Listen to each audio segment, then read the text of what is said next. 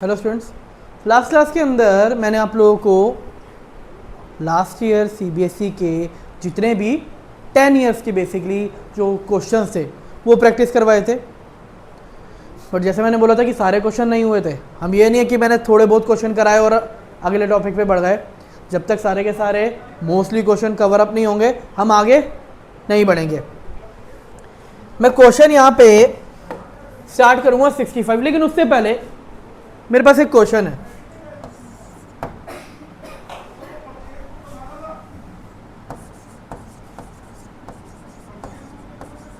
How many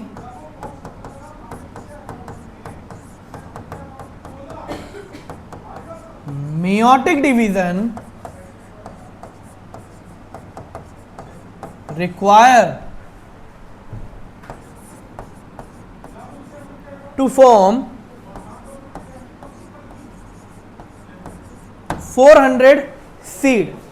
ये देखते हैं कि 10 सेकंड के अंदर कितने बच्चे इस क्वेश्चन का आंसर दे सकते हैं। आपका टाइम स्टार्ट होता है आपसे। 1 4 5 6 7 8 9 10। टाइम खत्म। अब आप लोग यहाँ पर ये देखना कि किस किस बच्चे ने पहले 10 सेकंड के अंदर आंसर दिया। अगर आंसर नहीं दिया तो यानी कि अभी भी लगता है फॉर्मूला याद नहीं है। आपको बस एक छोटा सा फॉर्मूला ही तो लगाना है। क्या? 5n/4 और यहां पर n क्या होगा?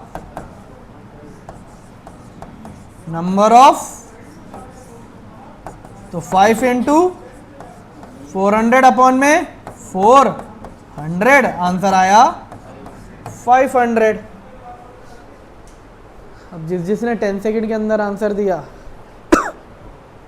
तो बहुत अच्छी बात है। अच्छा, आप लोग को बताऊं, ये क्वेश्चन सीबीएसई के साथ साथ मोस्टली पता है किस में आता है? नीट में। आप लोग ज़रा खुद सोच के चलो, कितने टाइम में ये क्वेश्चन सॉल्व किया? 10 सेकंड से भी कम टाइम में जिसने ये किया। चलो मान के चलते 10 सेकंड। अब बाकी क्वेश्चनों के लिए कितना टाइम बचा के चल रहे हो? क्योंकि नीट की एवरेज मान के चलते हैं एक क्वेश्चन 1 मिनट। अगर आप ऐसे ही ख़त्म करते जाओगे कंसेप्ट वाले जो याद कर रखे होंगे क्वेश्चन, और इसी तरह से एनसीईआरटी की लाइनों से प्रैक्टिस करते जाओगे, सोचो कितना कम टाइम लगेगा। बस पॉइंट वही है, प्रैक्टिस होनी चाहिए किसकी? क्वेश्चंस की। खाली नोट्स आप जितने मर्जी पढ़ लो, लेकिन जब तक आपको ये नहीं पता होगा ना क्वेश्चन कैसे आएंगे, हम नहीं कर सकते कुछ। देखो, नोट्स पढ़ के आप लोग को 60% काम होता है, क्योंकि बाकी 40% तो क्वेश्चन बताता ना कैसा आएगा, आऊँगा मैं। जब तक क्वेश्चन आपको ये नहीं बताएगा कि मैं किस तरह से आऊँगा, और जब तक आपको क्वेश्चन समझ में नहीं आएगा, आप नहीं कर सकते अटेम्प्ट, और वहीं पे ही गलतियाँ होती हैं। तो ये हमारा सबसे इम्पॉर्टेंट पार्ट है कि बायो के अंदर हम मोस्टली बच्चे क्या सोच के चलते हैं? चलो नोट्स पढ़ लेते हैं, काम हो जाएगा। हम सोचते हैं क्वेश्चंस, अरे क्वेश्चंस प्रैक्टिस करने की क्या ज़रूरत है? जब पेपर आएगा तब देखेंगे, पेपर आ गया, अरे छोड़ो क्वेश्चन क्या पड़ेगा, नोट्स पढ़ लेते हैं फटाफट से। नोट्स पढ़ लिए, पेपर देकर आए, हाँ इतने नंबर कम कैसे? फिर चलो वो तो चलो बहुत दूर की, मैंने आगे की बात बोल दी। पहले चीज़, एग्ज़ाम में पेपर देने बैठे हुए हैं, अरे ये क्वेश्चन कैसे होगा, ये क्वेश्चन कैसे सॉल्व करना है, अरे ये तो नोट्स में था ही नहीं। फिर समझ में आती है कि बायो के अंदर भी क्वेश्चन प्रैक्टिस करने की बहुत ज़्यादा रिक्वायरमेंट है। अगर आप बायो के अंदर भी क्वेश्चन प्रैक्टिस नहीं करोगे तो यही होगा, ये क्वेश्चन कैसे होगा। तो क्वेश्चन प्रैक्टिस करनी, जैसे नोट्स आप प्रिपेयर कर रहे हो, पढ़ रहे हो, वैसे ही क्वेश्चन प्रैक्टिस करना भी बहुत ज़्यादा ज़रूरी है, like other subject chemistry and physics. Question शुरू करते हैं 65। Select the option that show correctly. Identify. बच्चों ये 11 नहीं है, ये मेरा टाइपिंग एरर है। UXYZ। तो आप लोग कह रहे हो सी, एक्स है सस्पेंसर, Y है कॉटिलिडन, U है प्लेम्यूल, Z है रेडिकल। Correct answer. जिस जिस बच्चे ने सी सोच के रखा, आंसर करेक्ट है।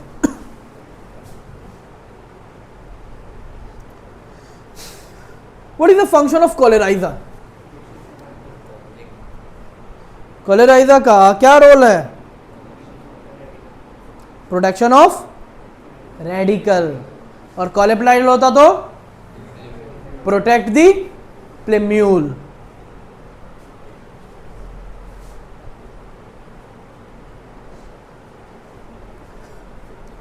Draw a label mature stage of dicotyledon embryo. आप डायग्राम ड्रॉ कर सकते हैं बच्चे। नेक्स्ट क्वेश्चन हमारे पास सेम वही रिलेटेड आया। पहले वो क्वेश्चन किस बेस पे था? एमसीक्यू। अब एमसीक्यू पे नहीं है, किस पे है? सब्जेक्टिव। अब जिस जिस बच्चे को लगता है कि एमसीक्यू पढ़ने से हमारा क्या फ़ायदा, अगर आप एमसीक्यू पढ़ के चल रहे हो तो आपको ऑप्शन तो समझ में आ रहे होंगे, आप सब्जेक्टिव भी कर सकते हो। आप लोगों ने ऊपर वाला क्वेश्चन करा ना? क्या ये क्वेश्चन मुश्किल है?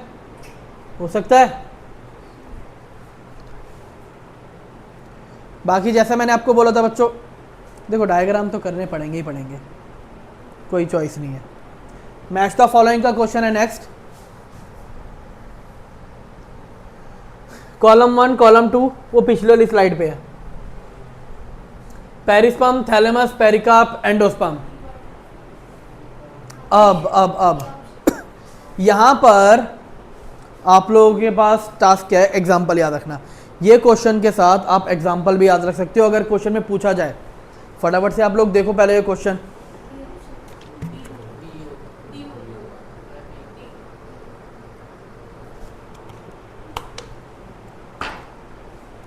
मेरा आप लोगों से सबसे पहला क्वेश्चन, पेरिकार्प क्या होता है? पेरिस्पर्म क्या होता है?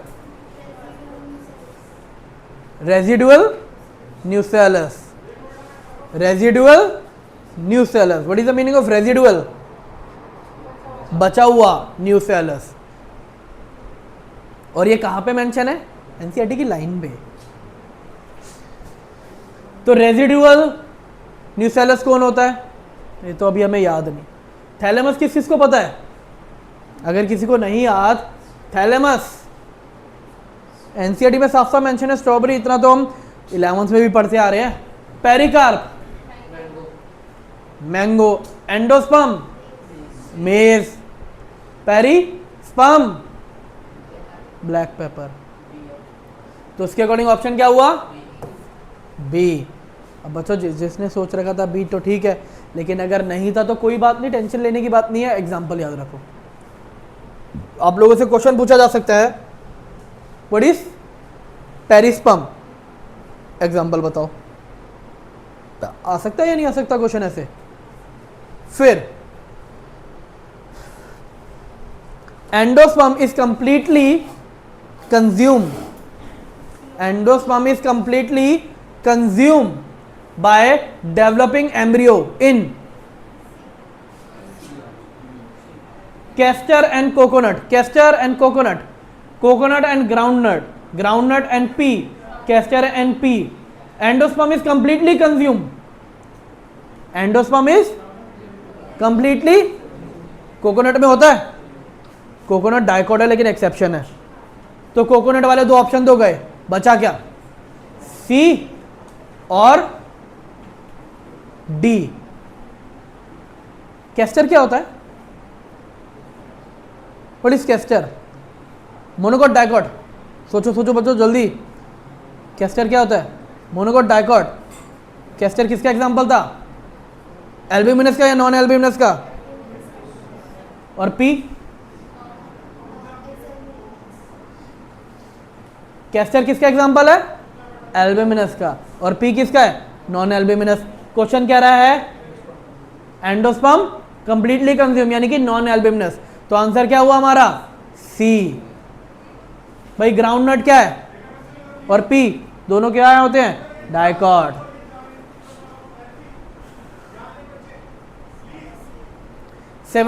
The floral part of develop into a fruit in strawberry is a floral part that develop into fruit, ये अभी हमने पढ़ा था इसलिए मैंने पूछा, ये ऑब्वियस सी बात है, सबका आंसर करेक्ट ही होगा, thalamus. In which of the following combination seed, grain और different plant residual endosperm will be present at maturity? What is the meaning of residual endosperm? Residual endosperm क्या होता है? एल्ब्यूमिनस। तो एल्ब्यूमिनस क्या होंगे? देखो, बीन आ गया, ग्राउंडनट आ गया, ऑप्शन नहीं होगा। ग्राउंडनट आ गया, नहीं होगा। ग्राउंडनट आ गया, नहीं होगा। एलिमिनेशन मेथड यूज करो ना जब नहीं है याद हो रही चीजें।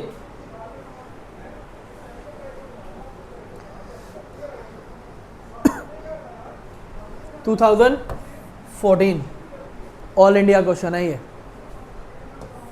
पार्थेनोजेनेसिस और पार्थेनोकार्पी कितने बच्चों को लगता है एक ही चीज है? पार्थेनोजेनेसिस और पार्थेनोकार्पी कितने बच्चों को लगता है ये एक ही चीज है? देखो भाई, अगर आप सोच के चल रहे हो एक ही चीज है तो गलत हो। क्वेश्चन यहाँ पे साफ साफ लिखा हुआ है डिफरेंस। आप में से कितने बच्चे जानते हैं पार्थेनोकार्पी और पार्थेनोजेनेसिस में डिफरेंस?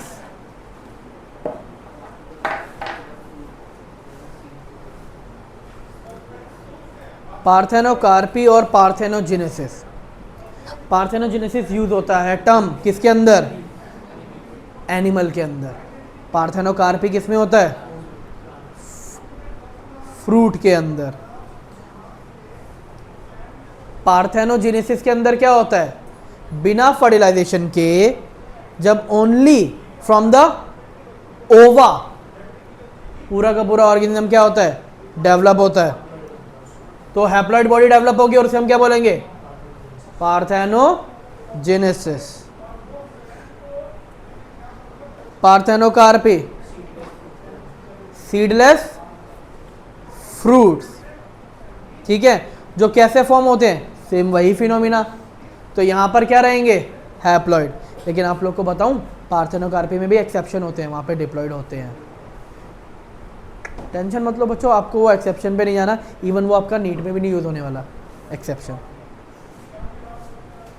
क्योंकि ये सिर्फ और सिर्फ 1 मार्क का क्वेश्चन है। आपको तो मेन हेडिंग वहीं पे बताना था कि ये पार्थेनोजेनेसिस किस में यूज होता है और पार्थेनोकार्पी किस में होता है, बस।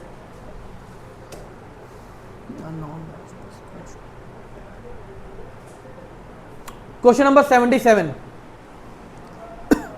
A non-biology person is quite shocked to know that apple is a false fruit, mango is a true fruit and banana is a seedless fruit. As a biology student, how would you satisfy this person? 2015 का question है, value based question आते थे उस time पे। और अगर आपको लगता है कि ऐसे क्वेश्चन आने के चांसेस नहीं है तो देखो भाई, मैं कोई गारंटी नहीं ले सकता। कभी भी क्वेश्चन रिपीट हो सकते हैं, ये पुराने वाले ट्रिकी क्वेश्चन है ना, क्योंकि आपको बोला कि आपको सेटिस्फाई करना है non biology person. For example, मैं इस टाइम पे नॉन बायोलॉजी पर्सन हूँ, मैं आप में से इस टाइम किसी एक बच्चे को बोलता हूँ कि एक्सप्लेन करो, मैं नॉन बायोलॉजी पर्सन हूँ, चलो मुझे एक्सप्लेन करो, कैसे करोगे?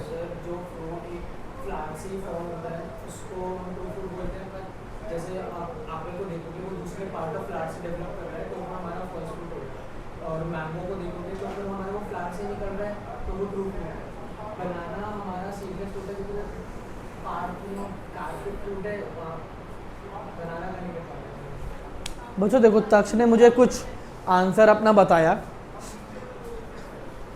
जो पूरी तरह से करेक्ट नहीं है। सबसे पहले समझते हैं एक डिफरेंस। कितने बच्चों को यहाँ पे पता है कि फ्रूट और वेजिटेबल में डिफरेंस क्या होता है? पता है? बायोलॉजी पढ़ने वाले इवन बच्चों को क्या होता है पता? वेजिटेबल जिसे पका के खाते हैं, फ्रूट जिसे कच्चा खाते हैं। वेजिटेबल जो मीठी नहीं होती, फ्रूट जो सर मीठे होते हैं। माइंड में सबसे पहला क्वेश्चन ये स्ट्राइक करता है या नहीं करता? अरे आप गलत हो पूरी तरह से। वेजिटेबल वो हैं जो प्लांट की लीफ, स्टेम या रूट है, और फ्रूट पता है क्या है? Fertilise ovary. फ्रूट क्या है? Fertilise ovary. जो फ्लावर से डेवलप हो रही है। अब ट्रू फ्रूट क्या है? वो फ्रूट जो ओवरी से डेवलप हो रहा है after fertilisation is called true fruit. वो फ्रूट जो फ्लावर की ओवरी से डेवलप ही नहीं हो रहा, वो किसी और चीज से डेवलप हो रहा है, इट्स कॉल्ड फॉल्स फ्रूट। वो फ्रूट जो फर्टिलाइजेशन से ही डेवलप नहीं हो रहा, वो कौन? पार्थेनोकार्पिक, और वो होते हैं सीडलेस। तो मैं होता बायोलॉजी पर्सन और मुझे समझाना है नॉन बायोलॉजी पर्सन को, तो मैं तो ऐसे ही समझाता। देखो, फ्लावर क्या है? एक रिप्रोडक्टिव स्ट्रक्चर है प्लांट का, जिसमें फीमेल रिप्रोडक्टिव पार्ट रिप्रेजेंबल करती है ओवरी। अगर गैमेट गया, पोलन ग्रेन गए, ओवरी के साथ फर्टिलाइज हुए, ठीक है, फर्टिलाइजेशन हुआ और फ्रूट बना, वो है ट्रू। फर्टिलाइजेशन हुआ लेकिन ओवरी से फ्रूट डेवलप नहीं हुआ, वो ओवरी को छोड़ के उसके पास फ्लावर के पास अलग अलग पार्ट है, उनसे डेवलप हुआ, तो वो है फॉल्स। कुछ प्लांट ऐसे हैं जिन्होंने फर्टिलाइजेशन करने की जरूरत ही नहीं समझी, वो नेचुरली डेवलप हो गए, ठीक है। उन्हें हमने क्या बोला? वो होते हैं सीडलेस फ्रूट, और वो होते हैं पार्थेनोकार्पिक, और उनके अंदर क्रोमोसोम नंबर क्या होता है? हाफ होता है।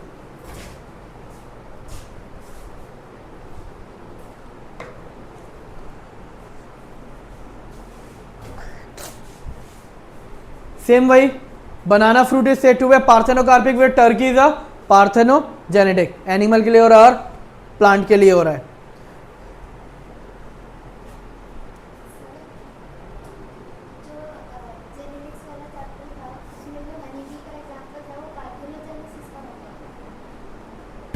एक बच्चे का डाउट है कि सर जेनेटिक्स में chapter principle basis of inheritance, जो हनी बी वाला क्वेश्चन है वो किसके रिगार्डिंग लिया है? पार्थेनोजेनेसिस। मैंने पार्थेनोजेनेसिस और पार्थेनोकार्पिक में क्या डिफरेंस बताया? पार्थेनोजेनेसिस किस में यूज होगा? एनिमल में वर्ड, और पार्थेनोकार्पिक किस में होगा? प्लांट में।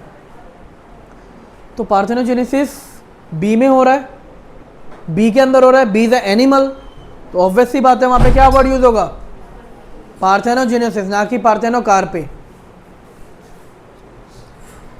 बनाना crop is cultivated by farmer without sowing the seed. क्यों? सीडलेस प्लांट है ना। क्या है?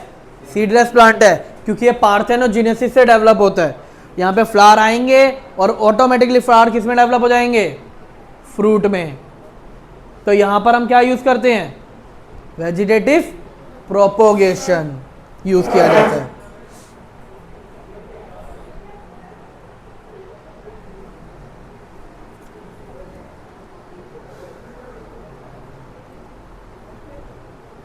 Double fertilization is reported in plant of both castor and groundnut. However, the mature seed of groundnut are non-albuminous and castor are albuminous. बच्चों कितना आसान question है। क्या बोला? ग्राउंडनट क्या है? नॉन एल्ब्यूमिनस, और कैस्टर क्या है? एल्ब्यूमिनस, क्योंकि यहाँ पे एंडोस्पर्म प्रेजिस्ट रहते हैं और वहाँ पे एंडोस्पर्म प्रेजिस्ट। बाकी आप पोस्ट फर्टिलाइजेशन इवेंट तो एक्सप्लेन कर ही सकते हैं ना। नेक्स्ट क्वेश्चन,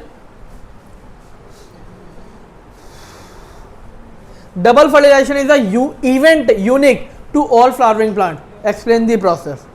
आपको ये नहीं बोला कि ये यूनिक क्यों है, आपसे क्वेश्चन में ये पूछा गया है एक्सप्लेन करो बस इस प्रोसेस को, ये नहीं कि यूनिक क्यों है, बस क्या करना है? एक्सप्लेन करना है। क्या? फर्टिलाइजेशन, डबल फर्टिलाइजेशन क्या है,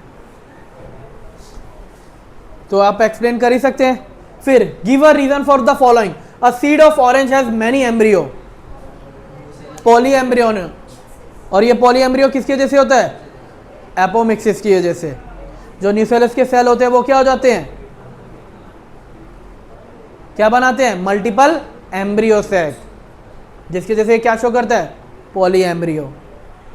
cashew is a false fruit but guava is a true fruit. Cashew किससे डेवलप होता है? थैलेमस से, जबकि गुआवा किससे डेवलप होता है?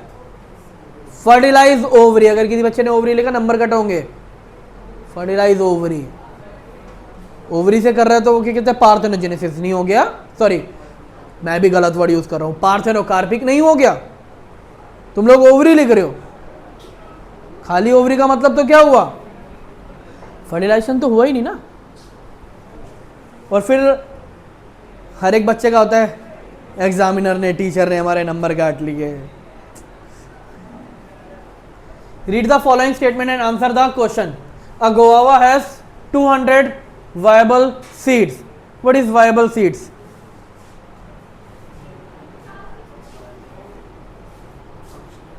Guava has 200 viable seed. What is the meaning of viable seed? जो germinate कर सकते हैं। Write the total number of pollen grain. 200 seed बनाने के लिए कितने pollen grain लगे होंगे? अब हम ये कैसे निकाले? 200 सीड है, याद करो 4n इक्वल टू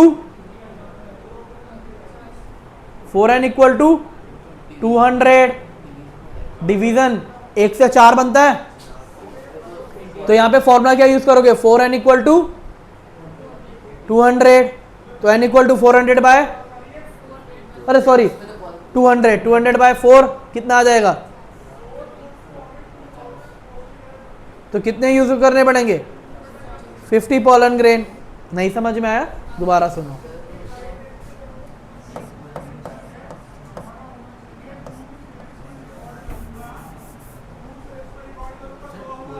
अरे सॉरी बच्चों, पॉलन ग्रेन, पॉलन ग्रेन के अगर नंबर पूछे तो वो तो 200 ही होंगे। मैं मियोटिक डिवीजन पे चला गया था, सॉरी, मियोटिक डिवीजन पे नहीं जाना था हमें। पॉलन ग्रेन के नंबर पूछे तो जितने सीड होंगे उतने ही पॉलन ग्रेन। गैमेट्स,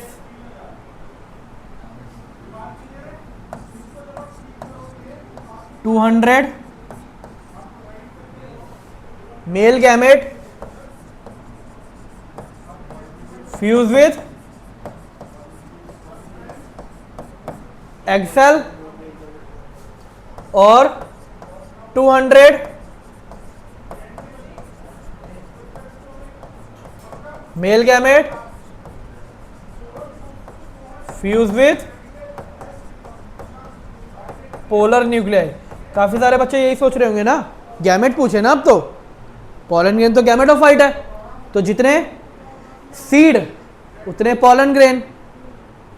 लेकिन एक पॉलन ग्रेन में कितने गैमेट होते हैं? तो 200 तो फ्यूज करेंगे एक सेल के साथ और 200 किसके साथ करेंगे?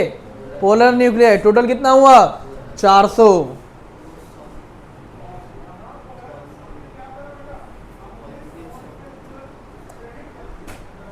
बच्चों एक बात बताओ, एक बच्चे का डाउट है कि पोलन ग्रेन 100 नहीं होने चाहिए। अगर आपके पास 100, जरा ध्यान से देखो, 100 पोलन ग्रेन है, यहां से क्या निकलेंगे? 100 और 100। भाई एक पोलन ग्रेन के अंदर 3 सेल होते हैं जिसमें 2 जनरेटिव सेल होते हैं, 100 और 100 ही तो होंगे। ये 100 किसके साथ फ्यूज करेंगे? एग सेल के साथ। क्या बनाएंगे? जायगोट। जायगोट क्या बनाएगा? एम्ब्रियो। एम्ब्रियो क्या बनाएगा? सीड। कितने सीड बने? और ये 100 क्या बनाएंगे? एंडोस्पर्म। यहां पर कुछ बच्चे कुछ ज्यादा ही अच्छी अपनी अगर गणित लगा रहे हैं कि अगर यहां पर 100 के अंदर 200 होते हैं तो वो टोटल मल्टीप्लीकेशन करने में लग रहे हैं, ये भूल के कि 100 तो क्या बनाएंगे? एंडोस्पर्म। तो उसी तरह से यहां पे तभी मैंने मेंशन भी करा है 200 male gamete fuse with the egg cell और 200 पोलर न्यूक्लियाई। तो ये तो एंडोस्पर्म बनाएंगे। क्वेश्चन में सीड पूछा है, ना कि तुमसे ये पूछा कि टोटल फर्टिलाइजेशन कितना हो रहा है।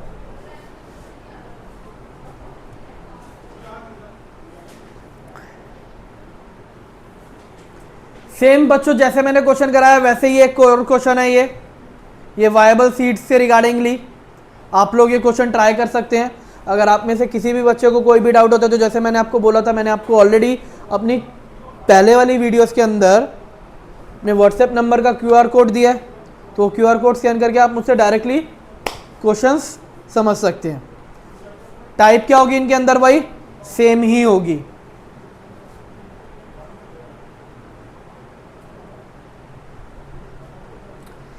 seed of orange when take out and squeeze show many embryo of different size and shape.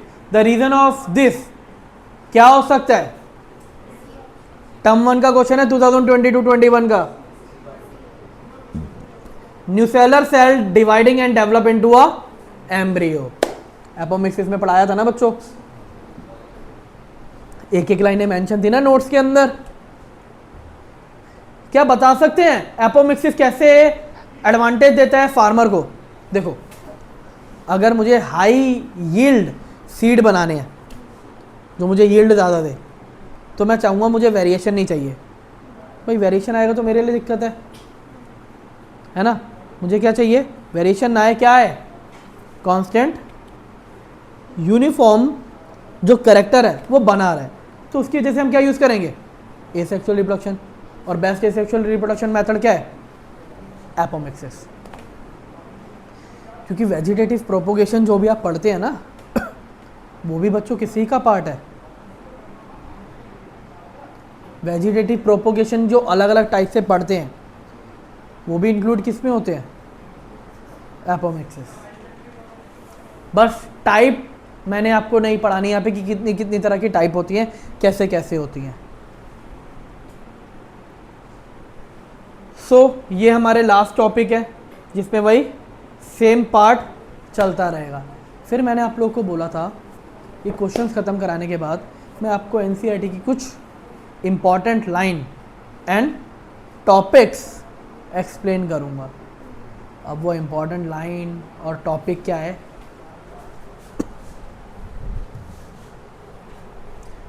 बच्चों इसके अलावा आपके पास करने के लिए क्वेश्चन क्या है? यहाँ पर कुछ एडिशनल क्वेश्चन दिए हुए हैं ये टॉपिक वाइज. ये क्वेश्चन कुछ 5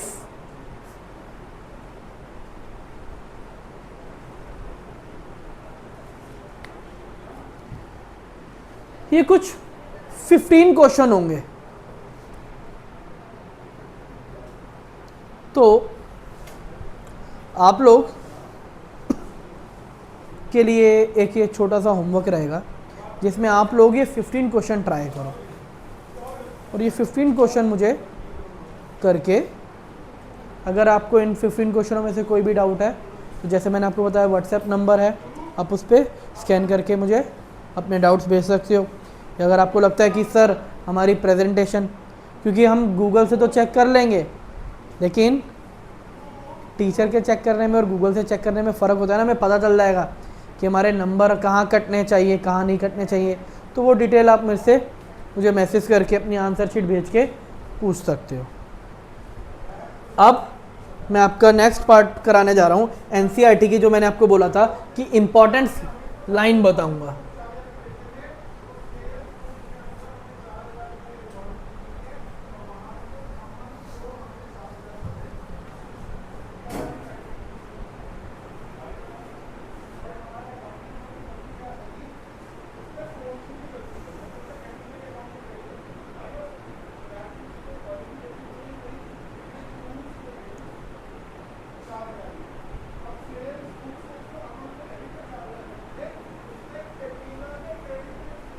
एनसीईआरटी की इम्पोर्टेंस लाइन.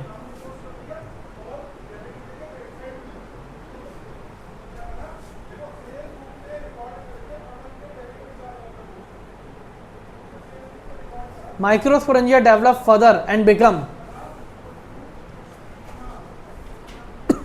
आपसे एक question fill in the blanks में पूछा जा सकता है.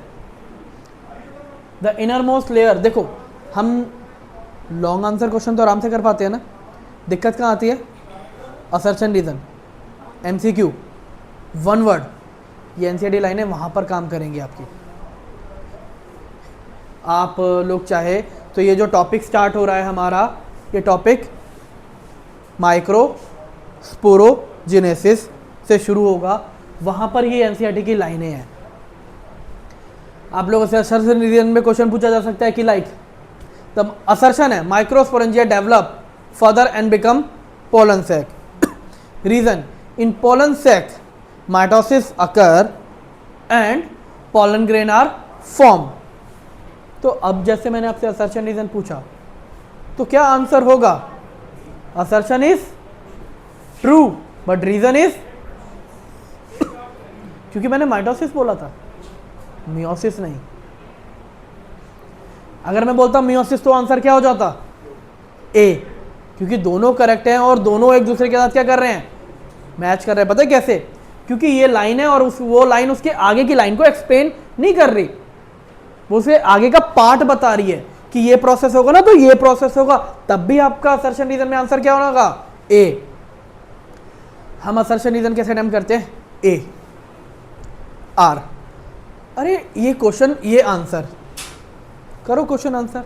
तो भाई क्वेश्चन आंसर पूछ रहे हैं, असर्शन रीजन का मतलब क्वेश्चन आंसर होता है। असर्शन रीजन को ये लेके चलो, सबसे पहले तो ये हो रहा है ट्रू और फॉल्स। ट्रू और फॉल्स है या नहीं है? ट्रू और फॉल्स के बाद आपको ये देखना है कि एनसीईआरटी के अंदर ये जो लाइनें मेंशन है ना, ये लाइन, अरे इसके बाद की ये लाइन तो नहीं लिखी हुई, क्योंकि पता है कभी कभार क्या होता है, ये लाइनें बस एक दूसरे के बाद लिखी होती हैं और हम उन पर फोकस ही नहीं करते। जब आपका ऑलरेडी असर्शन में यही आ सकता है, इसका क्या रीजन बनेगा? फर्दर इसके बाद एक प्रोसेस होगा ना कि ये प्रोसेस के बाद ये प्रोसेस होता है, या आपको ये पूछेंगे कि इसके अंदर ऐसे होता है इसलिए ये ऐसा हुआ, हमारे माइंड में तो ये आता है। और हम अच्छे खासे असर्शन रीजन में एक ही जगह क्या करके आ जाते हैं? B, assertion and reason is not match with each other, और कटवा दे अपने नंबर। इसलिए एनसीईआरटी की लाइनें बहुत जरूरी है। Inner most wall layer of microsporangium क्या कहलाती है? टेप्टम। कितना आसान वर्ड था, ये तो याद ही होगा। In the centre of each microsporangium compactly arrange tissue को क्या कहते हैं? Sporogenous tissue.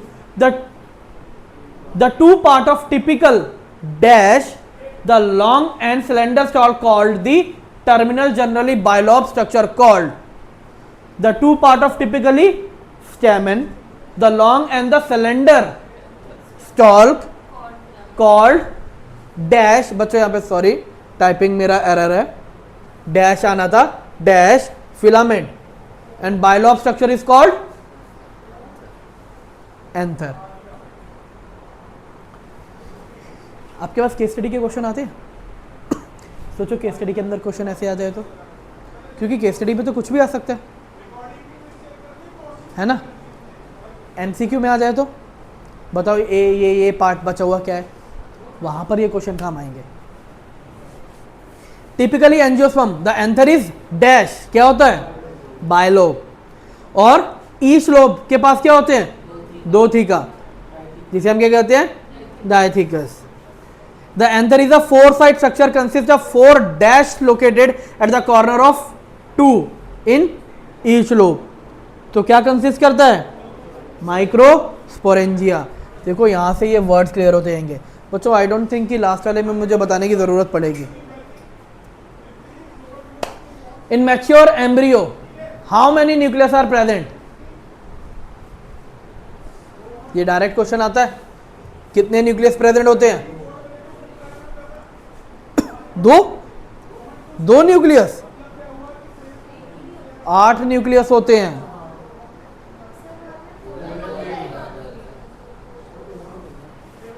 O sorry, in mature pollen, sorry, in mature pollen कितने न्यूक्लियस होते हैं? 2 न्यूक्लियस, एक वेजिटेटिव का और एक जनरेटिव का। Name any plant that cause pollen energy, कितनी बार यूज हो चुका है ये? What is the role of pollen tablet in athlete and race horse? Increase करते हैं क्या? Performance. What is the pollen viability of member of Leguminosae? Viability का मतलब क्या होता है? कितने टाइम तक सरवाइव कर सकता है? तो क्या होगा? Few month.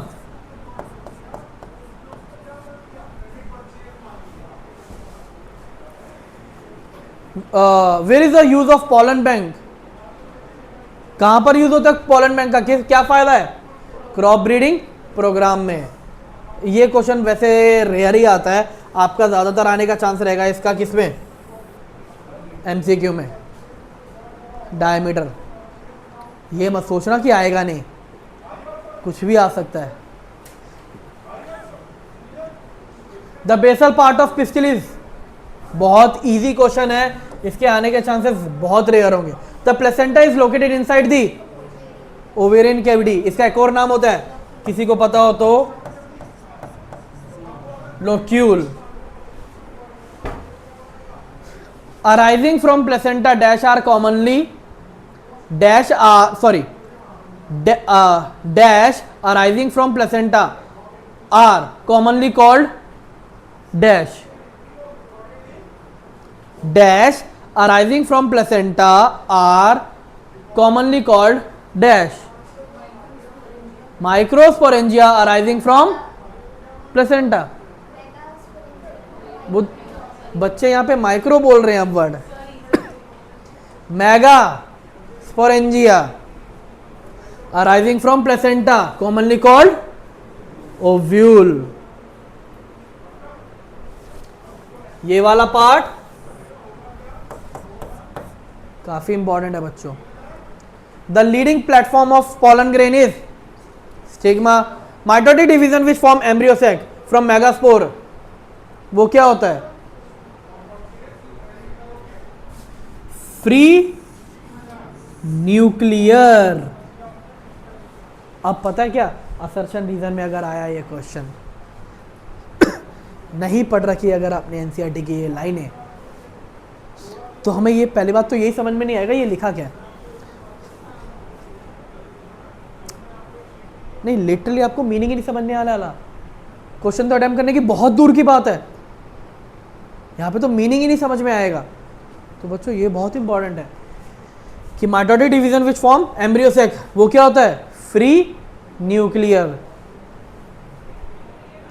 Nucellus is a mass of cell enclosed with integument, ये ट्रू फॉल्स है।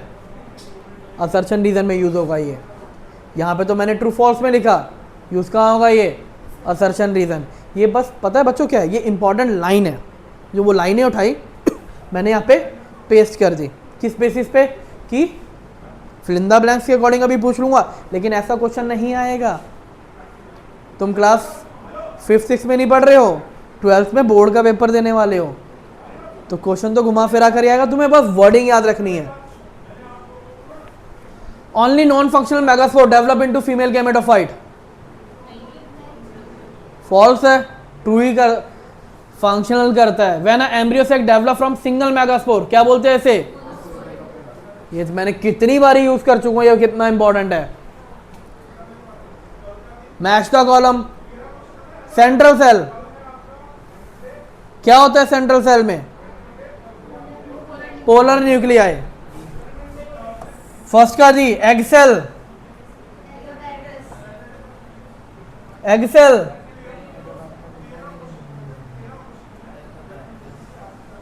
एंटीबोडल सेल, चलो नहीं पता, antipodal cell, chalazal end, MMC, megaspore mother cell,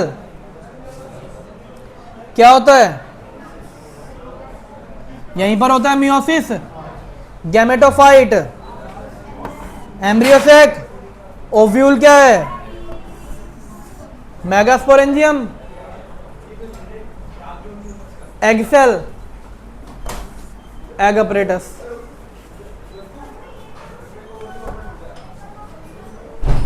Which part of flower represent the female reproductive organ? Gynoecium. What if we say if a flower has many pistil? Multicarpus. अगर वो सारी की सारी fuse है तो क्या बोलोगे? सिनकार्पस। और अगर फ्री है तो क्या बोलोगे? Apocarpous. If a flower has many pistil and they are fused, this condition is called? ये सारे के सारे पॉइंट्स बच्चों आप लोग कर सकते हो, इजी है, कोई भी इसमें मुश्किल वाला पार्ट नहीं है। For the formation of embryo sac undergo meiotic division. For the formation of embryo sac the undergo meiotic and division are. सबसे पहले फॉर्मेशन किससे शुरू होती है? मेगास्पोर मदर सेल से। कितने मियोटिक डिवीजन? एक। कितने माइटोटिक डिवीजन? 3। क्वेश्चन समझो कि किस लैंग्वेज में पूछा जा रहा है। The genetic mechanism that prevent self pollination, self incompatibility. Which type of pollination is found in cleistogamous flower?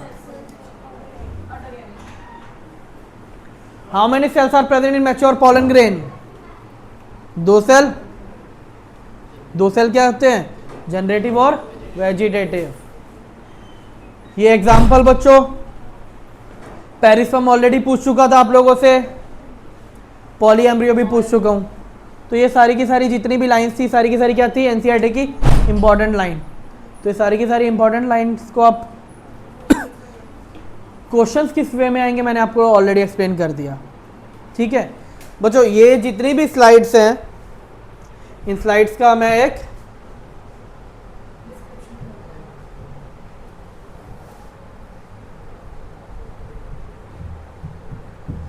अभी आप लोगों के लिए भी एक क्यूआर कोड जनरेट कर रहा हूं।